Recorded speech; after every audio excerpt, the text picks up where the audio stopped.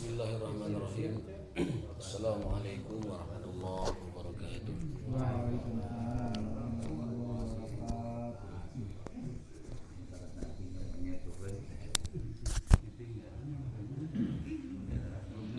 Alhamdulillahirabbil alamin wa bihi nasta'inu ala umuri dunya waddin.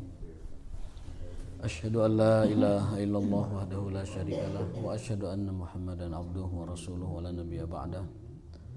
Addal amanah wa ballagha risalah wa nasaha al-ummah wa jahada fillahi haqqa jihadi hatta atahul yaqin. Tarakana 'alal mahajjatil bayda lailuha kanahariha la yazighu anha illa halik. Allahumma fashalli wa sallim ala nabiyyina Muhammadin wa alihi wa sahbihi wa sallim. Allahumma subhanaka la ilma lana illa ma 'allamtana wa 'allimna ma yanfa'una wa zidna ilman. Allahumma rabbana atina fid dunya hasanah wa fil akhirati hasanah wa qina adzabannar. Amin ya rabbal alamin.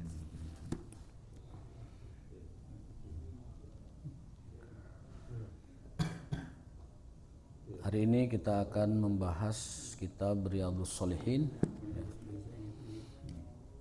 dan tema kita adalah bab al-muraqabah, bab tentang merasa diawasi Allah. Muraqabah ya, bab merasa diawasi Allah atau pengawasan Allah Subhanahu wa taala.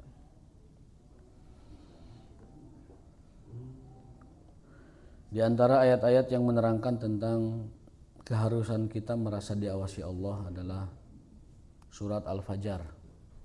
A'udzubillahi minasyaitonirrajim. Inna rabbaka labil mirsad. Sesungguhnya Tuhanmu labil mirsad, maha mengawasimu.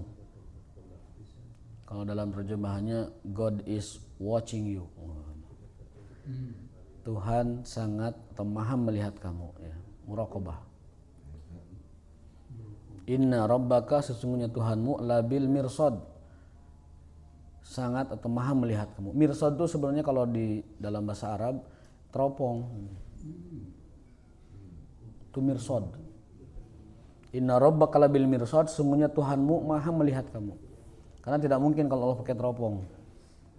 Itu karena Allah maha melihat, maha mengetahui. Namun di bahasa modern mirsad itu diartikan alatur rasdi, bermakna teropong, kekeran. Jadi Allah sangat dan maha melihat kita. Inna rabbaka labil mirsad. Al-Fajr ayat 14. Kemudian ayat yang kedua, a'udzubillahi minasyaitonirrajim, alladzi yaraka hina taqum. Dialah Allah yang melihatmu saat kamu berdiri untuk salat. Wa taqallubaka fis sajidin. Wa taqallubaka fis sajidin, dan gerak-gerikmu di kalangan atau di antara orang-orang yang sujud. Itu lagi-lagi ayat salat itu selalu dengan kata berjamaah. Perintah salat aqimus shalah dalam bentuk jama'. Qumu lillahi qanitin dalam bentuk jama'. Warka'u ma'ar raki'in dalam bentuk jama'. Alladzina yuqimuna shalah, alladzina hum an salatihim hum. Selalu kata salat di dalam bahasa Arab, dalam Al-Qur'an terutama maksudnya, itu menggunakan dhamir jama'. Artinya di situ ada semacam perintah bahwa sholat itu harus selalu ditegakkan secara berjamaah, kecuali ada uzur yang menghalangi kita untuk tidak bisa atau berhalangan hadir di sholat berjamaah. Kemarin kita bahas fadilah, di antara fadilah sholat berjamaah adalah dosa-dosa kita dihapus dan dibersihkan saat kita istiqomah menjaga sholat berjamaah. Bahkan cerita ekstrimnya kemarin kan, ada seorang pemuda mencium wanita lalu ditangkap, kemudian ketika mau dihukum ternyata turun ayat, kata Allah Ta'ala innal hasanat yudhibnas sayyiat, seperti ayat yang di-share di grup. Sesungguhnya kebaikan itu menghapus kesalahan. Artinya cukup kamu dengan sholat berjamaah udah diampuni dosanya oleh Allah Subhanahu wa Ta'ala. Tapi sekali lagi jangan salah kaprah, itu ayat, itu hadis bukan untuk mencium wanita, tapi untuk motivasi kita selalu menjaga sholat berjamaah. Gitu. Jangan salah kaprah. Bisa ada yang mempraktekkan terbalik malah. Sebabnya dipraktekkan, hari akibatnya apa tidak dipraktekkan gitu. Gitu. Begitu ya. Jadi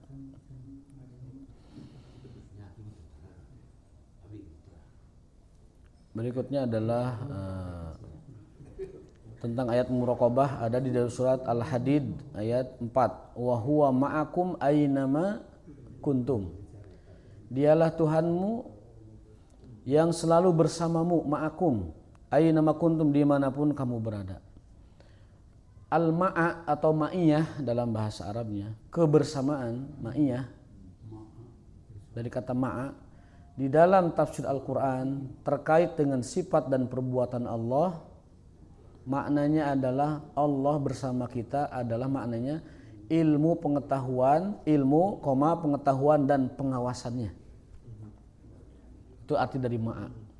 Wa huwa ma'akum aynama kuntum, dan dialah Allah ilmunya, pengetahuannya, pengawasannya selalu bersama dengan engkau.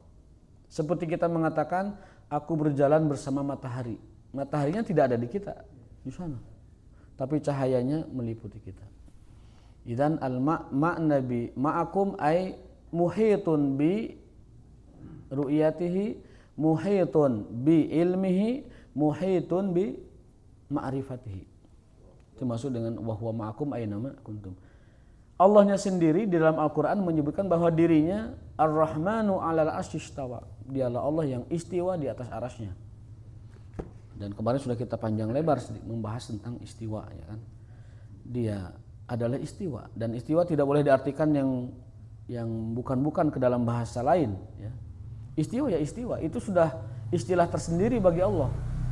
Jangan diartikan dengan bahasa lain, ya, yang maknanya tidak pas dengan keagungan dan kebesaran Allah Subhanahu wa taala. Maka Imam Ahmad ketika ditanya apa arti istiwa, jawabannya al-istiwa'u ma'lum. Istiwa itu dipahami, ya istiwa dalam bahasa Arab begitu. Wal kaifu majhul, bagaimananya itu tidak dapat bagaimana kan. Wal imanu bihi wajib, mengimaninya adalah wajib. Wasu'alu anhu bid'ah, mempertanyakannya adalah bid'ah. Itu perkataan para ulama, hampir 4 mazhab mengatakan begitu. Ketika ditanya tentang makna-makna seperti ini, jawabannya begitu. Al-istiwa ma'lum, istiwa itu dipahami. Wal kaifu majhul, bagaimananya ya wallahu alam, hanya Allah yang tahu. Kita tidak bisa menjangkaunya. Wal imanu bihi wajib, mengimani wajib, dan mempertanyakannya adalah sebuah bid'ah. Wa huwa ma'akum aynama kuntum, dan pengawasan Allah, ilmu Allah dan pengetahuan Allah aynama kuntum, selalu bersama dengan kalian dimanapun kalian berada. Bahkan kita bersembunyi di lubang tikus, di lubang semut, bahkan dimanapun itu Allah selalu mengetahui dan melihat perbuatan kita. Itu Al-Hadid ayat 4. Ayat berikutnya, innallaha la yakhfa 'alaihi syai'un fil ardi wala fis sama. Bagi Allah tidak ada yang tersembunyi sedikit pun, syai'un sedikit pun.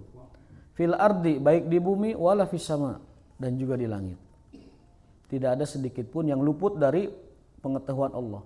Sebiji atom pun, sebiji zarah pun, sebesar virus sekalipun, seluruhnya dalam pengawasan dan ilmu Allah serta kendali dari Allah Subhanahu wa taala.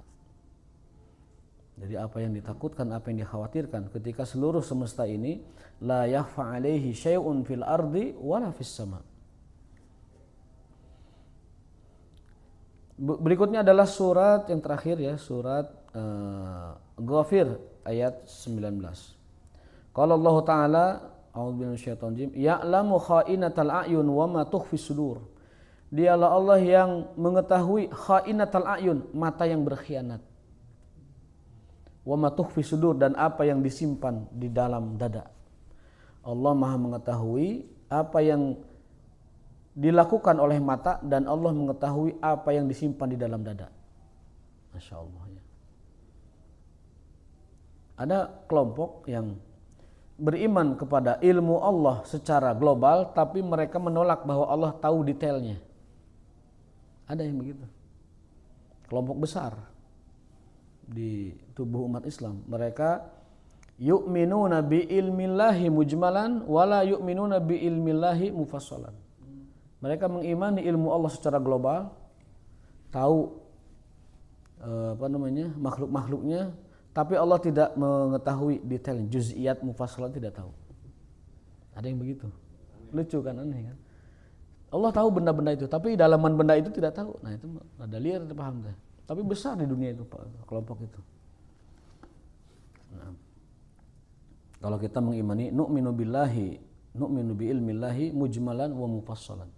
Anallah ya'lamu kulla syai' mujmalan wa mufassalan. Innal ayat fi al-bab katsiratun. Ayat yang menunjukkan tentang kemahatauan dan pengawasan Allah di dalam Al-Qur'an sangatlah banyak. Ma'lumatun, dan sangat diketahui. Artinya tidak dibacakan semua tetapi itu banyak jumlahnya. Nah, adapun di dalam hadis, ini hadisnya sangat terkenal, hadis Jibril alaihissalam datang kepada Rasulullah dalam rupa seorang laki-laki yang tampan, kulitnya bersih, bajunya bersih, rambutnya juga klimis hitam. Padahal dia musafir. Ya. Maka disebutkan, datanglah kepada kami saat kami bermajlis dengan Rasul SAW seorang pemuda yang bersih penampilannya, padahal dia dari perjalanan jauh, namun tidak terlihat seperti dari perjalanan jauh gitu. Tidak terlihat lelahnya, letihnya, capeknya, kotornya, lusuhnya tidak terlihat. Padahal dia orang jauh, orang asing. Lalu anehnya orang tersebut duduk di depan Rasul SAW, meletakkan lututnya dengan lutut Rasul SAW. Lalu bertanya, ya Muhammad tuh. Itu udah aneh juga. Nanyanya dengan nama, ya Muhammad. Padahal semua orang kalau bertemu Rasul, ya Rasulullah. Ya Nabi Allah, ini ya Muhammad. Akhbirni anil iman, beritahu aku tentang iman. Beritahu aku tentang Islam, beritahu aku tentang ihsan. Nah, jadi derajat keagamaan seseorang itu Islam, iman, ihsan. Islam dulu, lalu iman, lalu ihsan. Ada orang yang Islam tapi tidak iman. Ada orang iman Islam tapi tidak ihsan. Dan puncaknya itu ada di ihsan. Nah, apa itu ihsan? Ihsan itu definisinya adalah, kalau Islam itu rukun Islam jelas, iman itu rukun iman jelas. Nah, ihsan ini adalah kamu beribadah kepada Allah dengan penuh keyakinan bahwa kamu melihat Allah, merasa melihat Allah, mata batin kamu tuh melihat Allah. Kalaupun kamu tidak sanggup melakukan itu, ketahuilah bahwa Allah sangat melihat kamu, maha melihat kamu. Ya, anta budallah ka'annaka tarahu fa illam takun tarahu fa innahu yaraka. Kamu beribadah kepada Allah seolah kamu melihatnya. Jika kamu tidak sanggup melakukan itu, ketahuilah bahwa Allah sangat melihat kamu. Nah, itu definisi dari ihsan. Artinya ihsan itu berbuat baik dengan motivasi dan keyakinan bahwa Allah selalu memperhatikannya. Itu ihsan. Basic atau pondasi atau dasar dari ihsan itu adalah merasa diawasi Allah. Itu ihsan. Karena ada orang yang berbuat dan beramal merasa diawasi oleh selain Allah. Gitu. Tidak korupsi karena tidak ada kesempatan. Itu bukan ihsan. Itu mah acan. Acan. Gitu. Ya. Meninggalkan akhlak buruk karena takut diketahui, itu bukan ihsan. Itu adalah mungkin belum kesempatan gitu.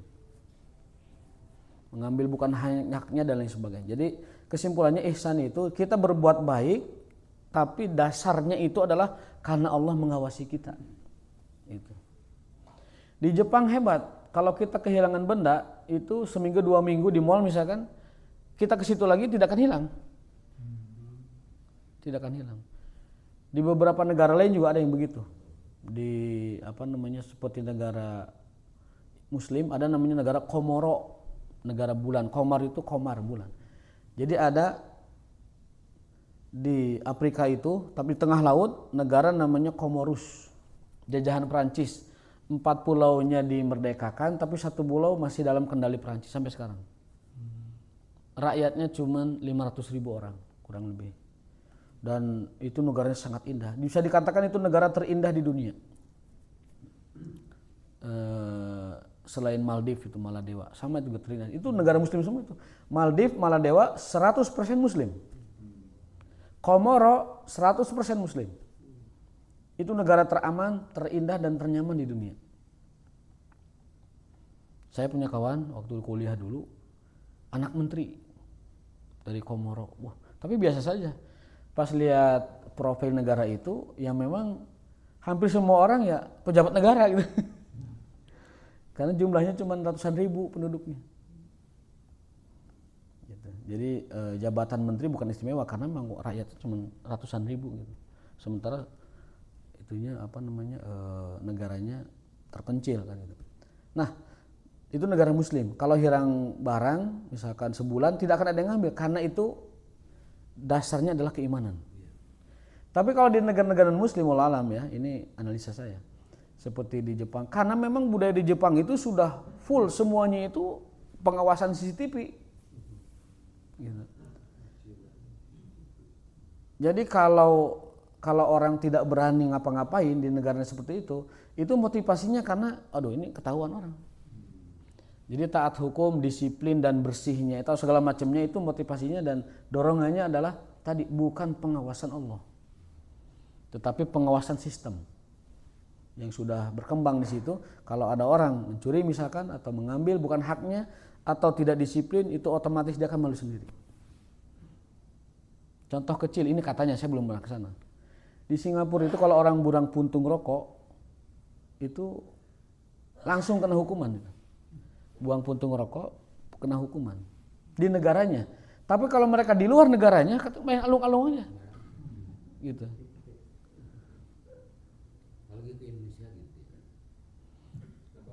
Contoh lain, di suatu negara ada yang pakaiannya serba rapi dan tertutup. Ketika di luar negaranya, wah,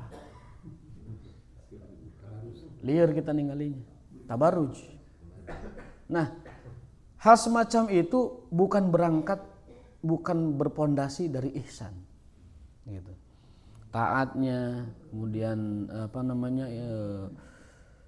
beribadahnya, baiknya, terhormatnya itu karena memang lingkungannya begitu. Ketika keluar, liarnya lebih parah dari orang yang tidak begitu.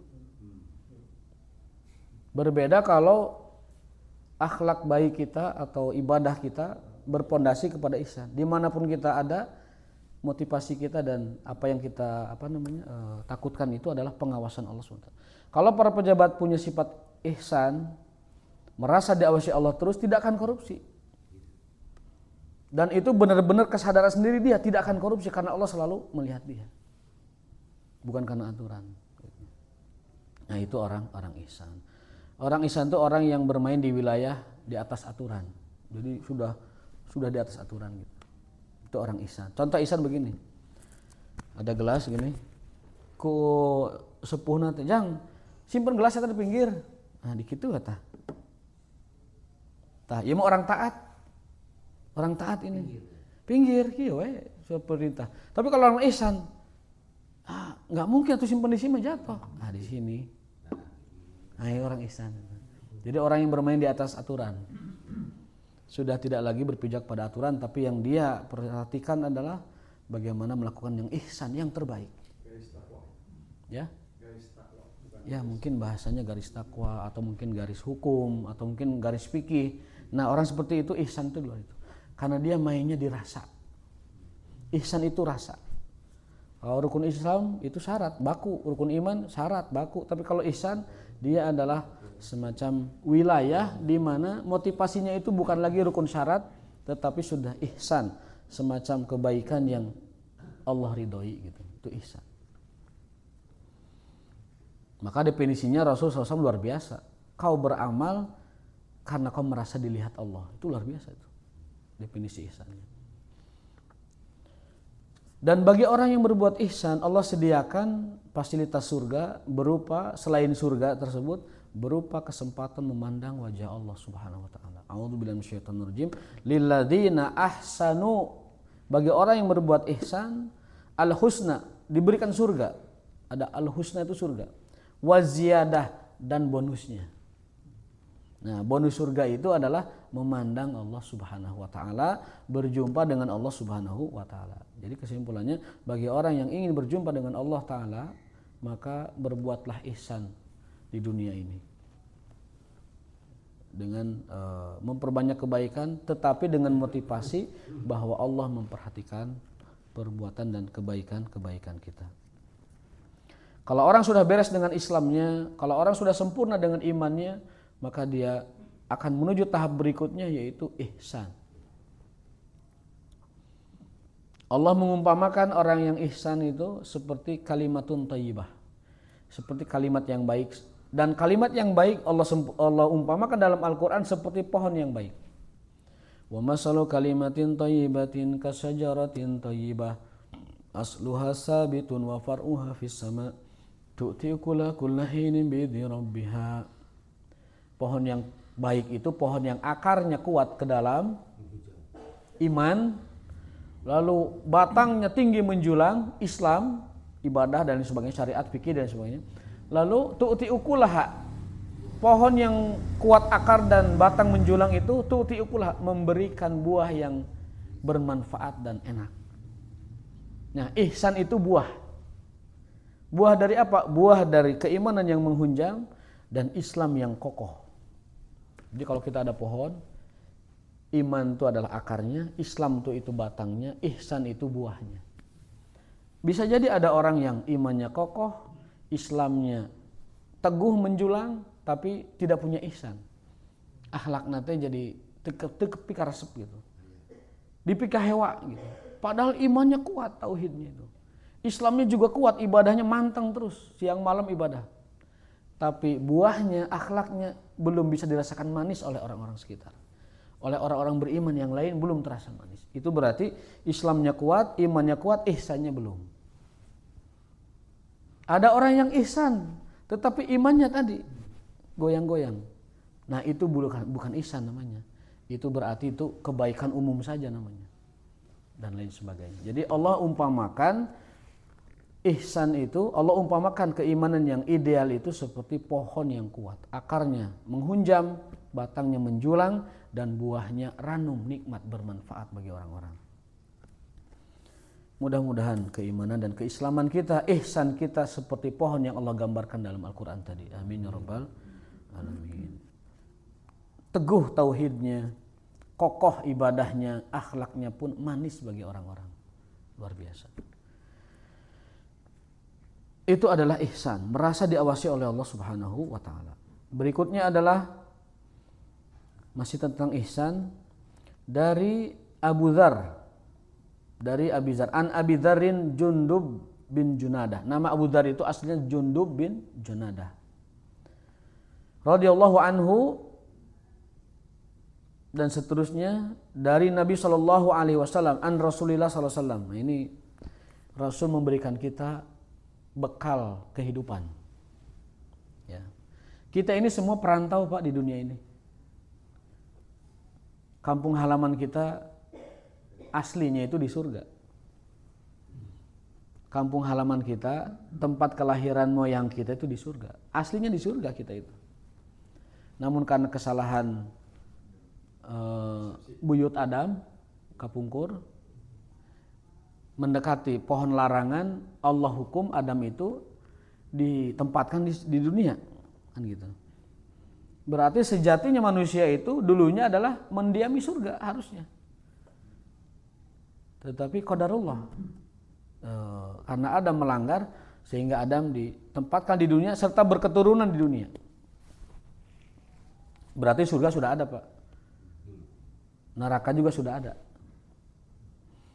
Nah, walaupun ulama beda pendapat apakah surga Adam itu sama dengan surga kita nanti, wallahu alam. Tapi secara umum surga sudah ada dan neraka sudah ada, sudah diciptakan oleh Allah Subhanahu wa taala. Nah, Adam ini ketika ditempatkan di dunia dan berketurunan, kelak nanti di akhirat Adam itu akan dimintai oleh anak cucunya pertolongan. Di dalam hadis yang panjang Rasul jelaskan bahwa kelak manusia akan berbondong-bondong di padang mahsyar mendatangi Adam, minta syafaat. Bapak, atupan Bapak teh asal usul kita semua, tolong kami. Kusabab Bapak ayah, orang ayah sadaya gitu. Apa kata Adam alaihissalam? Al-an nafsi nafsi. Masing-masing ayah nama wayahna jang tuh bisa. Gitu orang. Dulu Daud ditolong umurnya, dulu anak-anaknya dipelihara. Sekarang nafsi masing-masing. Tah, asal usul kata nafsi itu masing-masing teh iya. Tapi ayah nama nafsi digunakan teh lamun jajan bareng di warung Padang. Tidak ada yang traktir, nafsi-nafsinya, nah gitu. Masing-masing bayarna gitu. Padahal itu hadis itu adanya di konteks hisab itu. Nafsi. Ketika dimintai syafaat. Kata Adam apa? Aku pun punya masalah dengan Tuhanku. Itu yang melanggar dulu itu. Karena mendekati pohon larangan itu. Jadi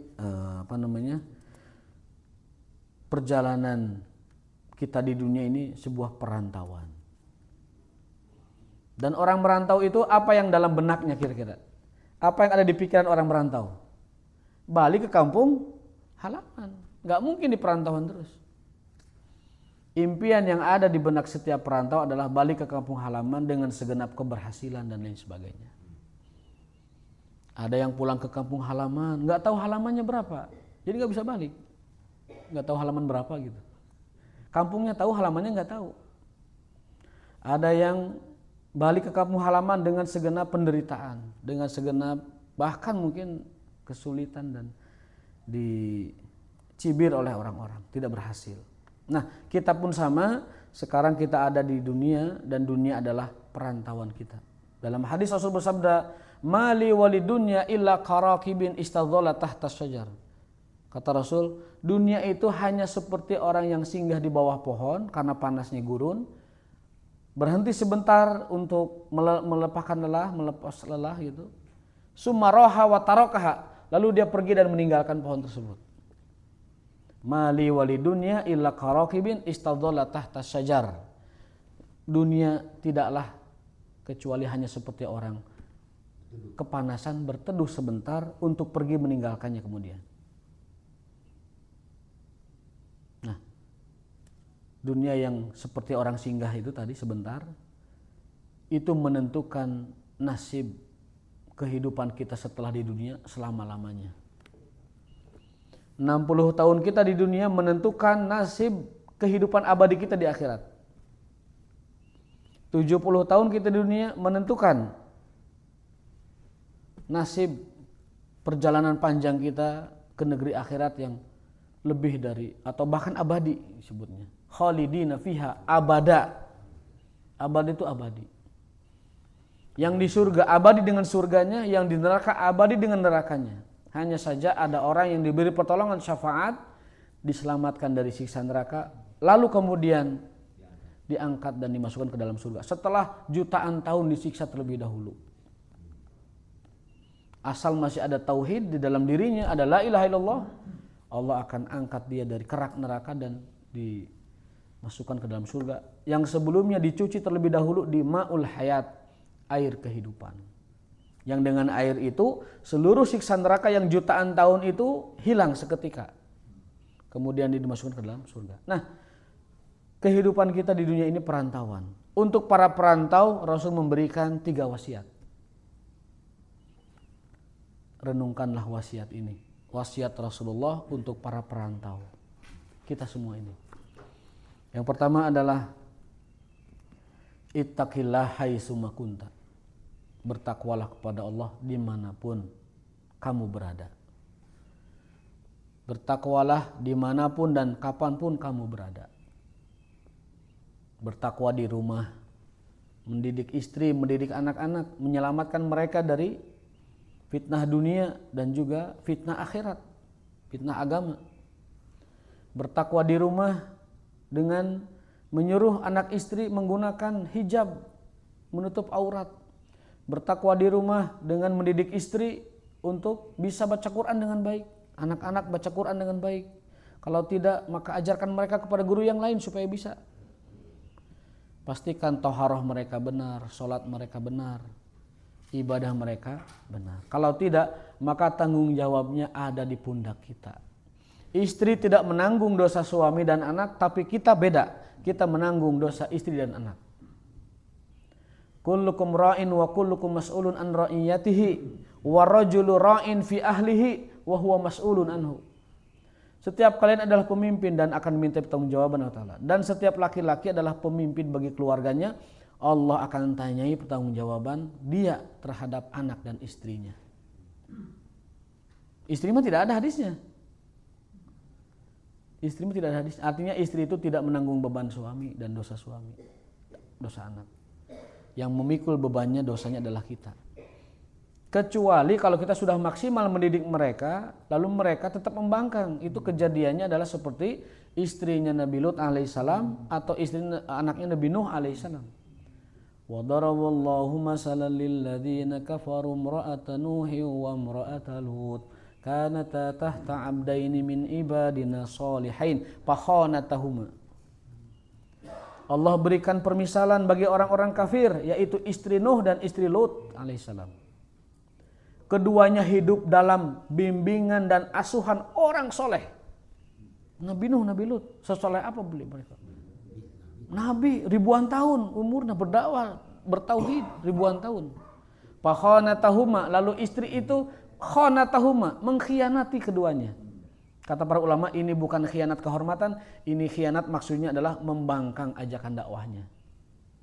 Bukan khianat yang kita pahami zaman sekarang.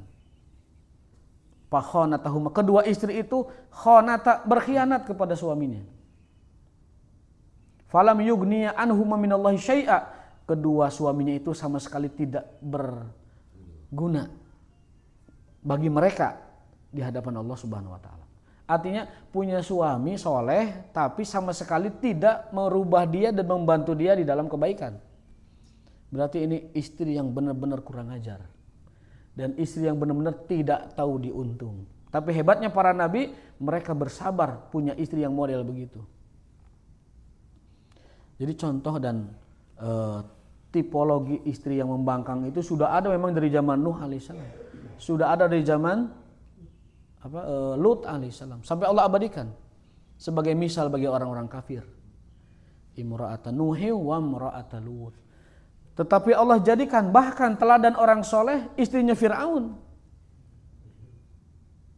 Wa daraballahu masalan lil ladzina amanu imra'ata Fir'aun idh qalat rabbi ibni li indaka baitan fil jannah wa najjini min fir'auna wa amalihi wa najjini minal qaumidh dhalimin. Istri Fir'aun justru jadi contoh orang beriman. Nah, ini kesimpulannya bahwa orang atau laki-laki dia bertanggung jawab atas iman tidaknya, soleh tidaknya, taat tidaknya istri dan anak-anaknya. Kecuali dia telah maksimal mengajarkan, lalu mereka masih membangkang. Tidak bisa ngajaran, giringkan ke pengajian. Tidak bisa mendidik, giringkan ke pengajian. Begitu caranya. Kan di rumah mah kadang kalau kita ngasih tahu teh dibalik-balikan ku istri udah apal modal teh kan gitu. Neng atuh kieu cek hadis teh. Oh sia mah hadis wae.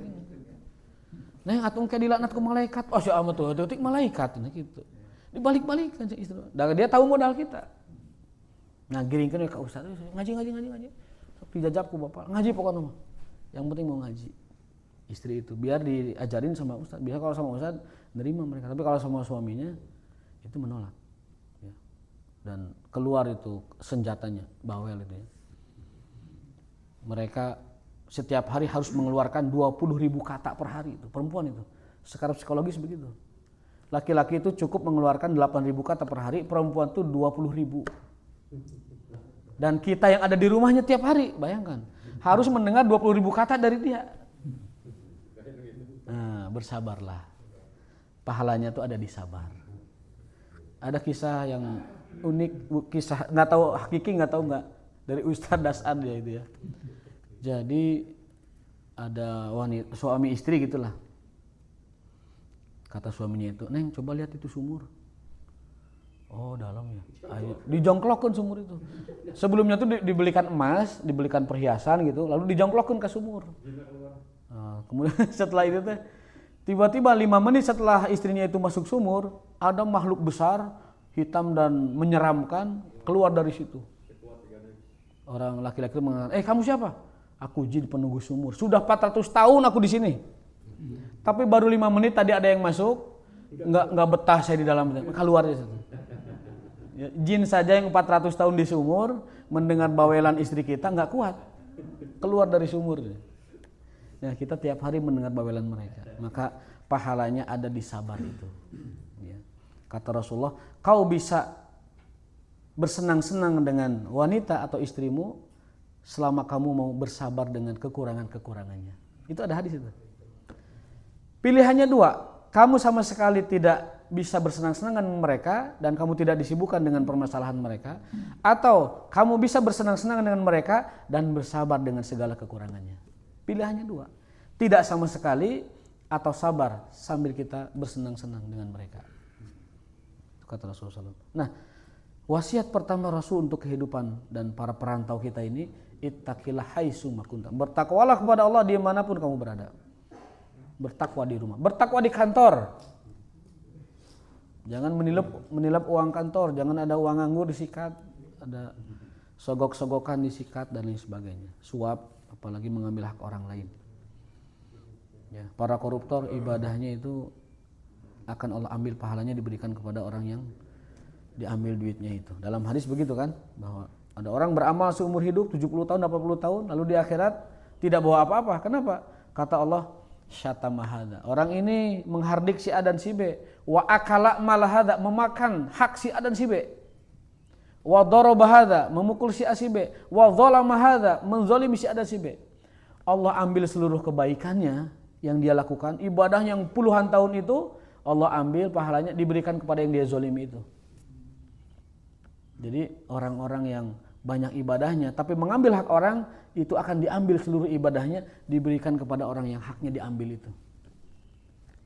Ini dalil bahwa akhlak atau perbuatan baik kita kepada sesama syarat diterimanya, jadi pahalanya ibadah kita kepada Allah Subhanahu wa taala. Jangan merugikan orang lain agar ibadah kita tidak sia-sia. Jangan mengambil hak orang lain agar ibadah kita tidak percuma, tidak hilang begitu saja. Waliyazubillah. Bertakwa di kantor, bertakwa di masyarakat, bertakwa di lingkungan. Tapi paling utama dari seluruh ketakwaan itu bertakwa di keluarga. Yang paling dasar yang bisa kita lakukan. Melihat istri tidak sholat, diam saja, oh dayus itu. Melihat istri bertabaruj, dilihat orang, dayus. Sekarang fenomenanya itu menyebar sekarang. Di medsos, fenomena dayus itu seperti barang lumrah. Istri dimurah mareh, dilihat banyak orang, jutaan orang melihat istrinya. Waliyazubillah. Dalam pakaian yang minim, dalam aurat yang membangkitkan syahwat. Kata Rasulullah SAW, ada 3 orang yang tidak akan ditanya, tidak akan dilihat, tidak akan diperhatikan oleh Allah nanti di akhirat, dicuekan, diacuhkan. 1, pemimpin zalim, penguasa zalim. Yang kedua, syekhun zanin, orang tua yang ketiga, dayus. Dayus itu adalah orang atau suami yang tidak punya rasa cemburu ketika istrinya melanggar aturan Allah Subhanahu wa taala. Kata ulama, dayus bisa diperluas maknanya, setiap orang yang tidak merasa giroh, tidak merasa cemburu ketika syariat Allah dilanggar. Namun arti sempitnya itu para suami yang tidak punya cemburu ketika istrinya melanggar hukum Allah. Hati-hati dengan keluarga, karena Allah akan pertanyakan itu di akhirat nanti. Bertakwalah kepada Allah di keluarga kalian. Yang kedua, wa'at bi sayyi'atal hasanata tamhuha. Bekal kedua dari Rasul untuk perjalanan panjang kita ini di dunia perantauan ini adalah ikutilah setiap keburukan dengan kebaikan. Kita berbuat buruk apa, langsung tebus dengan kebaikan. Kita maksiat apa, tebus dengan kebaikan. Yang paling sederhananya bab ini itu adalah setiap kita telah melakukan sesuatu yang maksiat, langsung lakukan sholat taubat. Para ulama ketika menjelaskan hadis ini mengambil contohnya taubat. Kita berbuat dosa apapun, segera sholat 2 rakaat. Sholat taubat namanya. Barang siapa yang berdosa, innal mu'mina idza adnaba, seorang mukmin apabila dia berdosa, summa tawaddu'a, kemudian ngambil wudu, wassala raka'ataini, dan sholat 2 rakaat, Allah ampuni dosanya. Itu sholat taubat. Kecuali dosa yang merugikan orang lain, itu mah harus minta dihalalkan kepada yang bersangkutannya.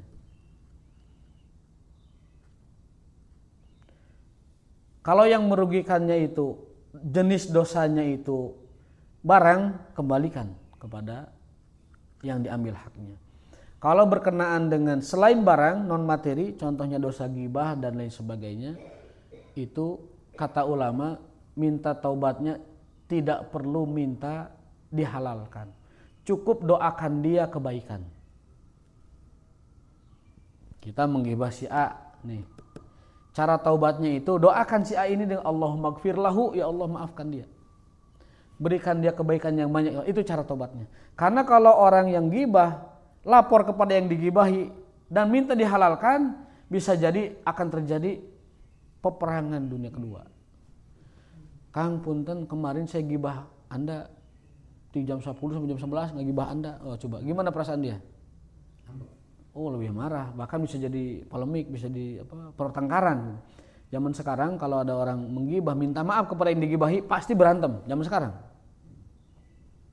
Maka kata ulama cara taubat dari gibah itu adalah mohonkan kepada Allah, doakan dia dengan kebaikan. Ya, kita menggibah si fulan, setelah itu semoga Allah mengampuni, semoga Allah memberikan rahmat, semoga Allah memberikan rizki yang banyak pada orang itu. Itu caranya begitu. Itu cara menebus dosa ghibah kepada seorang. Doakan dia, Allahumma gfir lahu. Tapi jangan warahmu api-apaan, itu udah meninggal itu punya. Allahumma gfir lahu warhamhu. Allahumma urzuqhu rizqan katsira. Allahumma inni astaghfiruka lahu. Ya Allah, aku mohon ampun kepada Engkau untuk saudaraku fulan bin fulan, kalau ingat namanya. Itu adalah wa'at bi sayyi'atal hasanata tamhuha. Dan ikuti, iringi setiap keburukan dengan kebaikan. Contoh yang paling sederhana adalah salat taubat. Contoh yang lebih praktis lagi, kalau kita berbuat dosa, tutup dengan kebaikan. Kalau gibah cukup dengan memintakan orang tersebut kebaikan kepada Allah. Tidak usah datang meminta dihalalkan, karena akan jadi pertengkaran berikutnya. Yang ketiga, bekal dari Rasul yang ketiga adalah wa khaliqin nas bi khuluqin hasanin. Dan pergaulilah manusia dengan akhlak yang baik. Perlakukan orang-orang dengan akhlak yang baik. Itu wasiat ketiga. Sederhananya begini, kata Humalah dalam suatu riwayat, ciri akhlak baik itu begini. Lakukan, dalam hadis ya, lakukan wahai Humalah apa yang sekiranya kamu ingin diperlakukan oleh orang lain. Dan jangan kau lakukan apa yang sekiranya kamu tidak mau jika orang lain perlakukan itu kepada kamu. Itu patokan akhlak yang baik atau tidak baik. Cukup dengan begitu, bisa kita ketahui akhlak itu baik atau tidak baik. Mungkin bisa disampaikan Bapak sekalian berkenaan dengan bab muraqabah, yang di dalam bab muraqabah ini ada hadis Nabi tentang wasiat beliau untuk para perantau kita semua ini di dunia yang cukup singkat, untuk mempersiapkan bekal menuju perjalanan akhirat yang sangat panjang, yang sangat abadi dan tidak akan pernah kembali lagi ke dunia. Bertakwalah kepada Allah dimanapun Anda berada, dan ikuti setiap keburukan dengan amal baik akan menghapuskannya. Lalu pergaulilah manusia dengan akhlak yang mulia. Hadis muttafaq alaih, hadis riwayat Tirmidzi, dan kata beliau hadis ini hadisun hasan inda Tirmidzi. Wallahu ta'ala bisawab, wa taufiquna illa billah. Wallahu waliyatu subhanakallahumma wa bihamdika asyhadu an la ilaha illa ant astaghfiruka wa atubu ilaik. Wal afu minkum. Wassalamualaikum warahmatullahi wabarakatuh.